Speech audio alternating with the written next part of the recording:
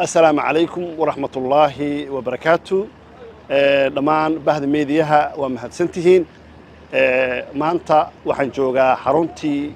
taliskii ciidanka biliiska Soomaaliyeed waxaa sharaf weyn noo ah ummadda Soomaaliyeedna mar kale hambalyo u ah inaan maanta furnay tababarkii ciidankii biliiska Soomaaliyeed saraakiishoodii amniga doorashooyinka dalka qayb ka noqon lahaa waxaan noo furmay trainingkii ugu horeeyay oo diiwaangelinta dadweynaha Soomaaliyeed gaar ahaan gobolka Banaadir amnigiisa ilaalin lahaa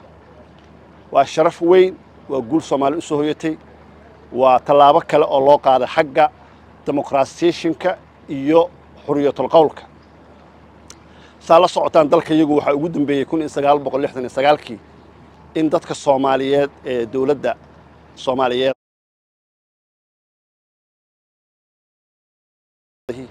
inay u dareeraan doorasho qof iyo cod after 56 sano kadib maanta Soomaaliya waxay u jihaysatay inay aado doorasho qof iyo cod waxay ka bilaaban doontaa gobolka Banaadir waxaan u gudbi doonaa isteediyada Hirshabeelle Galmudug iyo Koonfur Galbeed waxaan aadi doonaa Jubbaland waxaan u soconnaa oo aanu seejooyin iyo polling station ka samayn doonaa maamulka SSC Khaatumo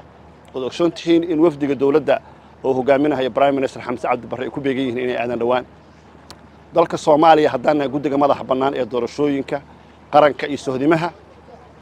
hawshii loo igmaday ayaanu xarigeeda jarnay maanta horey waxaanu u helnay qalabkii doorashada waxaanu tareen gareynay dhammaan shaqaalihii qaban lahaa habka dadka loo diiwaan geliyo waxaan dhameystirnay dhammaan shuruucdii qusaysay dadku inay isdiiwaan geliyaan u ahayd bayska waxaanu maanta daahfurnay tababarkii ciidanka saraakiishii hogaamin lahayd amniga doorashooyinka dalka marka maanta waa guul Soomaali u soo hoyatay waxaan u hambalyeeynayaa dhammaan ciidanka Soomaaliyeed meel kasta joogaan ee guushaas ballaaran ee ay maanta hormuudka u yihiin oo ah guul Soomaaliyeed waxaan fursadan uga faa'iideysanayaa dhammaan ummadda Soomaaliyeed meel kasta joogaan gaar ahaan shacbiga ku nool gobolka Banaadir walaalayaal 1969kii ay ugu dambeysay doorasho u dareertaan oo doorataan madaxdiina golaha deegaanka iyo madaxdiina duqa magaalada oo si xor u doorataan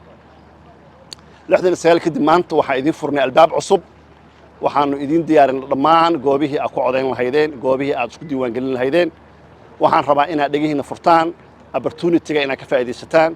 in dalka Soomaaliya oo maanta u furmay waji cusub oo ah xuriyatul qowl iyo dimuqraasiyadda dadku inay dadkooda doortaan inaad u dareertaan oo aanu idin sheegno meelaha polling stationada ah oo goobaha diiwaangelinta tagi doontaan insha Allah ta'ala dhammaan isku diyaariya doorashada soo socota iyo diiwaangelintaas aanu samayn doono insha Allah ta'ala waanu idin soo sheegi doonaa waqtiga iyo goobaha laga codeyn doono insha Allah ta'ala. Assalaamu alaykum wa rahmatullahi wa barakatuh.